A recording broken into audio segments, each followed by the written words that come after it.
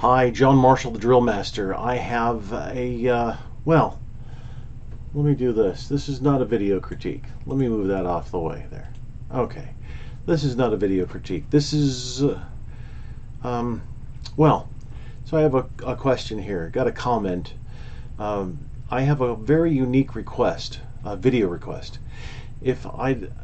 If possible, I'd like a video of the changing of the guard, Tomb of the Unknown Soldier. I'm just curious how their ceremonial marching and rifle manual compares to the ceremonial techniques of the rest of the army, as well as if you know why they use the techniques they use. Alright, so Patriot Gamer, let's go over. I found this really nice video. It's not it's a different camera shot video. But that's fine. It's really nice. There's no narration. It's just the video of just before and just after, all the way to just after changing of the guard of the Tomb of the Unknown Soldier. So this is almost ready for the changing of the guard, and the sentinel will march across the mat. Those mats are marched on for quite a while. It cushions the ankles and hips and knees of the guards from the marble that's on there, and they're actually marching at the back of the tomb. The front is the extraordinary amount of steps out there, which get really slippery. So here comes the sergeant of the guard. And years ago, there used to be, let me pause right here. So we have a cop right here, but years ago, there used to be guards all over the cemetery, and the guards would actually move the chain that you saw just as the sergeant was marching out, and then right there, there's a chain that moves across.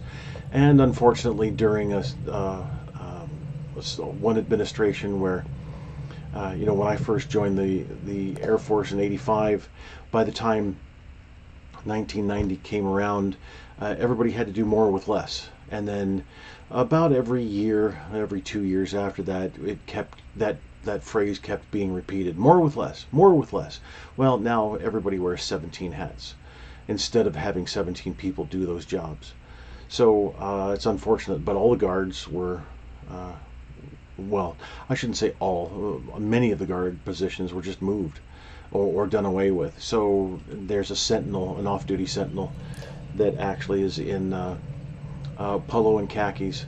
And I noticed when I was watching this earlier, the sergeant's left shoulder is hiked. Interesting, and it looks like, and this is just a purely structural thing that I noticed. It's quite possible that his shoulders hiked, his head's a little cocked, and then most likely his right hip is hiked as well. And it looks like it compared to his the level of his belt that he's wearing, the ceremonial belt. And if you haven't had a chance, look at research.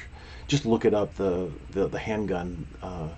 The new new-ish, it's been a couple of years now, the handgun that the sergeant of the guard wears, they're just unbelievably beautiful.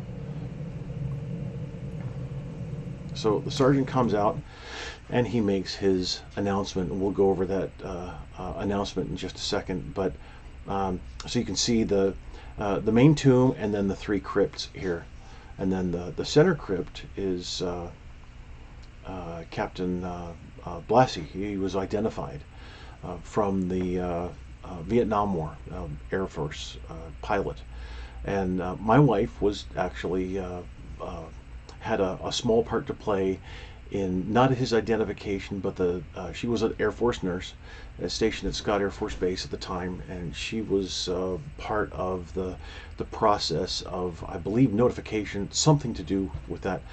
Very small part, but she really was very appreciative of that.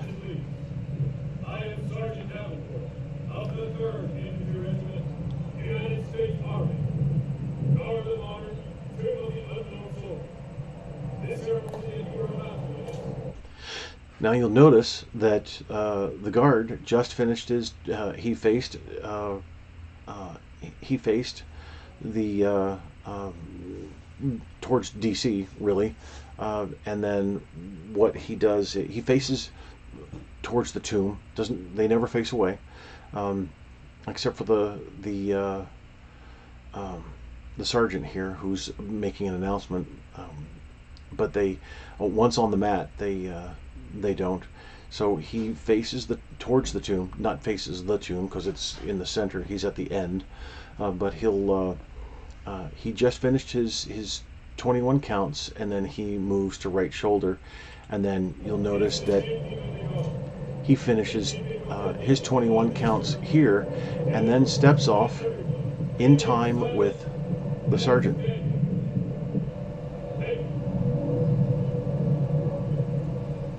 So the stance is the typical honor guard stance for all of the services.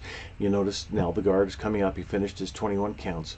The only difference with the old guard to the other services is the ceremonial fist. So the old guard has a C fist. It kind of resembles a C, but a C for ceremonial. The other services have a similar type of fist, and then I believe it's there we go, and he steps off just in time. And now the other guard, the guard who's coming in to relieve the guard who's on, he's standing here waiting for his inspection. So it's the Coasties who use the C fist like the old guard, and they use old guard techniques as well, because they have such a minimal amount of people. They just cannot take the opportunity given them to learn a different technique. So they just stay with, because there's so much joint work, it's just easier to teach one style, one technique, and then keep with it, whether they're acting alone or jointly. So this is this is not a video to explain everything that's going on. I'm sure there's other articles, videos that are out there, but this is just to answer the question that I was given.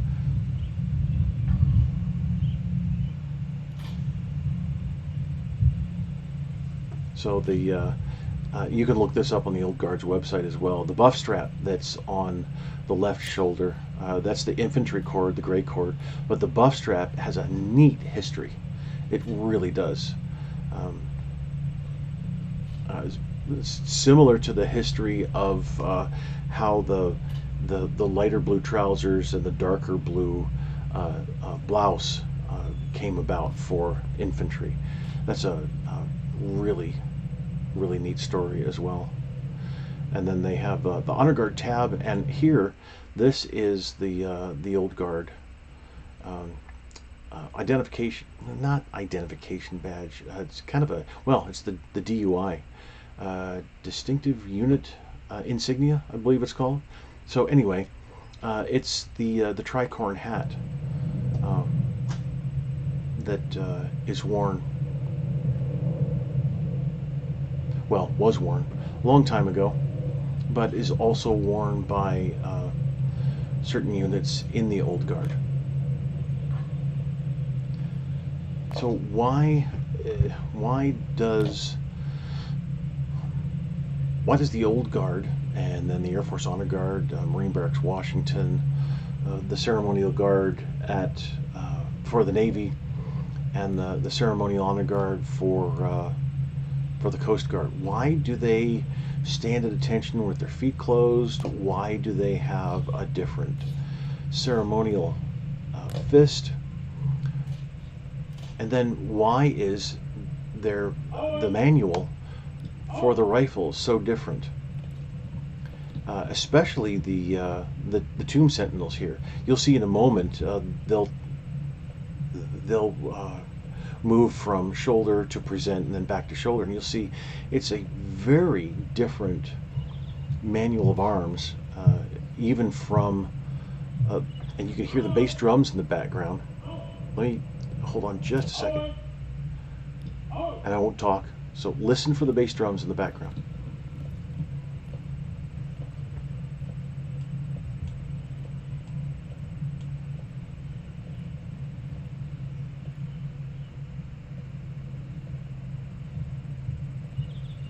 There it is, right there.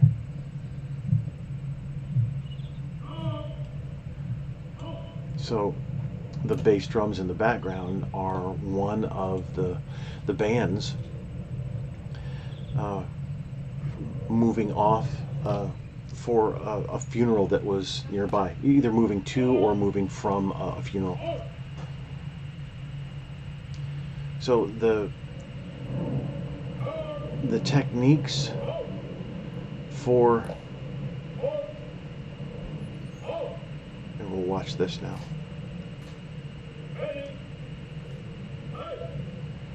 Even the facing movements here, they're very, very different. So for the honor guard, the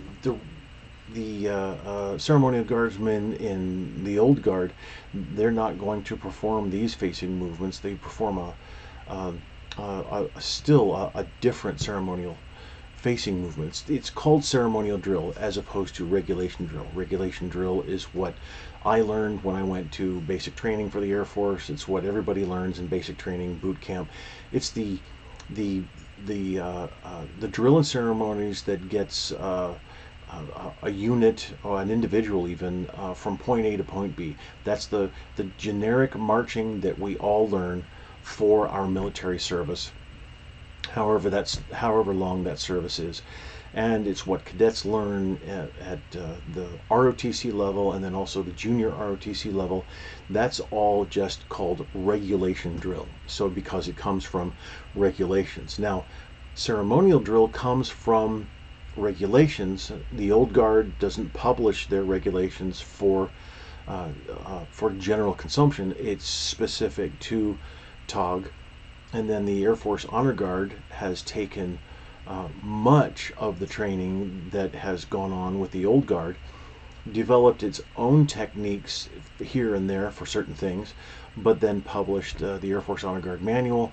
Marine Barracks Washington has its own set of it's a barracks manual, all of the ceremonial movement for them, and then the ceremonial guard for the Navy and the ceremonial honor guard for the coasties. They also have their specific manuals. There's slight differences for to make each service unique, especially for colors.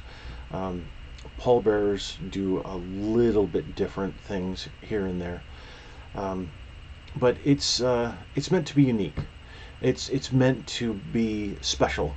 It's not just usual. Honor guards do something special, rendering honors at a moment's notice wherever, and usually it's for funerals.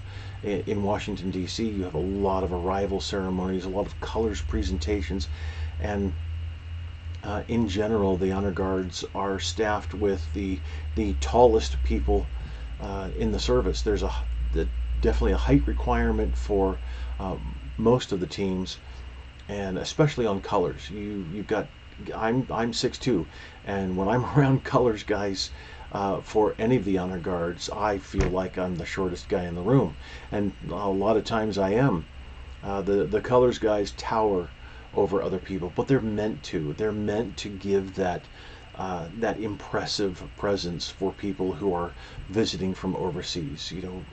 Having a colors presentation with people that you actually literally have to look up to, then it can be quite impressive. So but the facing movements that we use for ceremonial drill, the facing movements were developed so that we honor guardsmen around the services, we wouldn't rip up the grass of a cemetery. And as you can imagine, in Arlington National Cemetery, all of the services have The coasties not as often, but the other four, then they have maybe 5 full honors funerals a day, and then they have some standard honors funerals and some other funerals still that are urn sequences over in the columbarium. But you can imagine then 5 full honors funerals. Most likely, those full honors funerals have the band. They have a troop escort, and then they're constantly marching across the grass, standing for a certain time. But they also face at different times, and so you can imagine the usual facing movement where we will execute a pivot, and going to the right, the heel is ground into the grass, and then the toe is ground into the grass, making that pivot.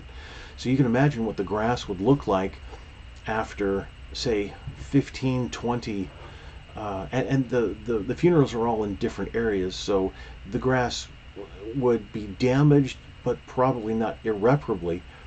Still, there is a chance that we're just going to rip up the grass constantly in the different cemeteries across the country, especially Arlington.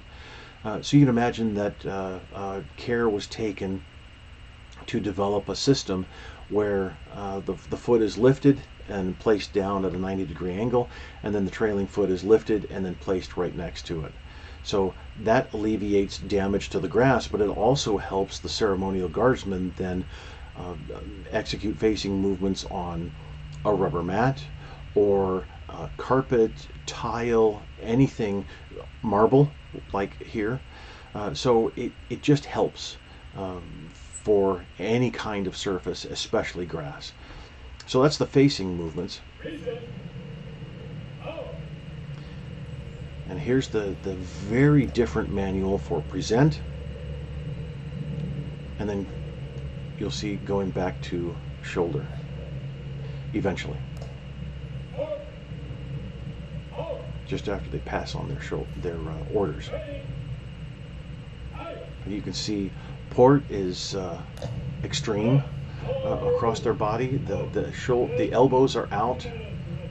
The rifle is a significant distance away from the torso instead of that usual 4 inches.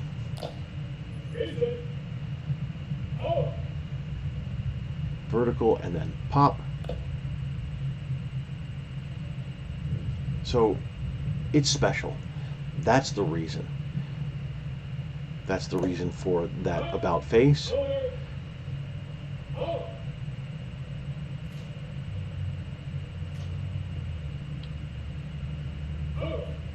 When I was a boy, I saw what started me on my DrillMaster path. I watched the changing of the guard of the Tomb of the Unknown Soldier. I had no idea what this was when I was around 9 years old. Absolutely no idea. My uncle took me to this. My family lived in Arizona, and parents were going to do something, and my sister and I needed to be looked after, so we flew out and spent a week with our aunt and uncle and cousins in Virginia. And my uncle took us out here, and I just stood there mesmerized. I knew this is what I wanted to do. However, when I went to New Mexico Military Institute the summer prior to that, I had to go to, didn't have to, but I went to Army Basic Camp. And that's where you start out your, if you want to, you start out your officer career. You have basic camp, the next summer you have advanced camp, and then you receive your commission. You have from a junior college, and then you have 4 years after that to go to night school and finish off your bachelor's degree. And I wanted to see if the Army was right for me. Found out that it definitely wasn't right for me. So Air Force it was. But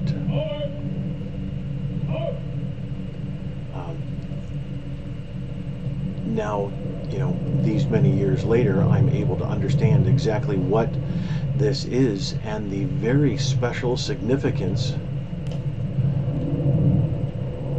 Even the sunglasses that the Sentinels wear. They're special sunglasses. You can't buy them. the team, the individuals. I shouldn't really say team. There is a whole team of the Sentinels, but they are issued those sunglasses, and I would assume that they're returned after they finish their tour at however long that is, a couple of years or so, at the tomb. And as you can imagine, I've spoken to a couple of tomb guards over the years, and they get beat up marching back and forth. That's why the mat is there. As I was going to say earlier, it provides a certain level of cushion, and then after a while, when the mat is worn out so much, then a new one is laid down. As a matter of fact, my school, New Mexico Military Institute, has an old mat that is unrolled for the flame guard there, which is pretty neat.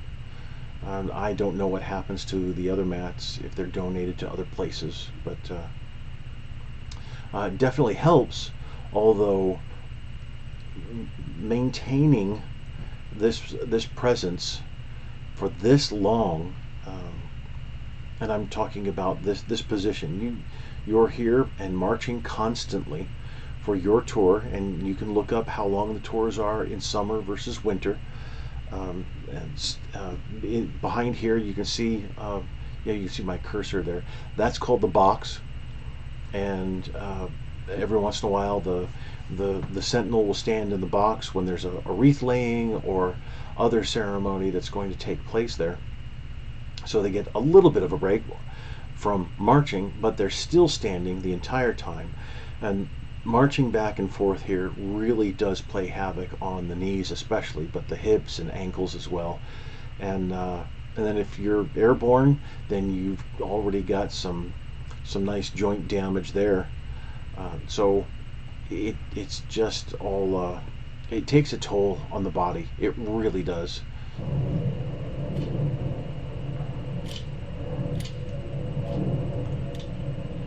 So the techniques for the facing movements, and also there's been slight changes to the rifle manual, very slight changes. You can go through, look up some early 90s techniques, and then I'm pretty sure early 90s, maybe early 2000s, and then mid 2000s, and then getting into later years. You can see where the techniques are just that much different. I mean, just little tiny things here and there. At one point, there was a directive that came down from the new commander, and it said that regular facing movements, regular manual was going to be applied. And so all of the specialness was taken away for a short time. I don't know how long that was, but it was a letdown, honestly, for the Sentinels. It's just pure specialness that surrounds the tomb guards. They do their thing out there, and it's exacting.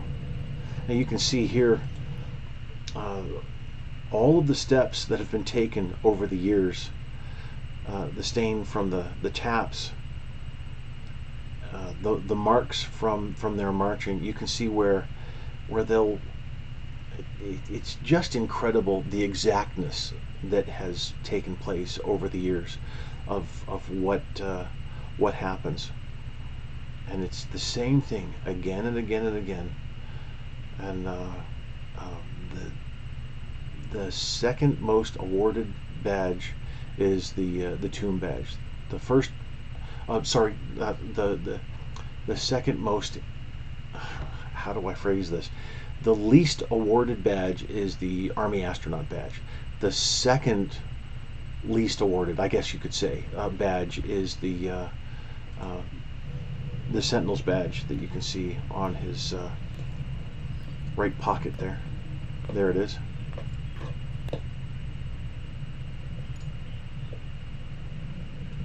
And here you can see in just a second, here's an off-duty Sentinel, and he pulls the chain across, and then they go around this corner right here, and then they go down the steps and go into the area where they prepare.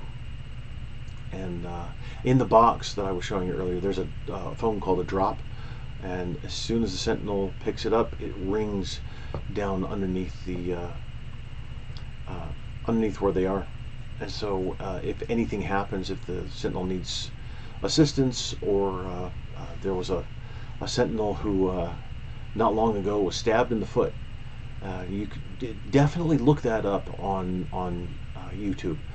You can read or watch the whole story of what happened, and see somebody was filming that day, and he jumped because the bayonet went right into his, I think it was his left foot, and he was squishing out blood the entire time. But he did not, besides the initial flinch, that was it. He went on to march, and he was replaced, taken to the hospital.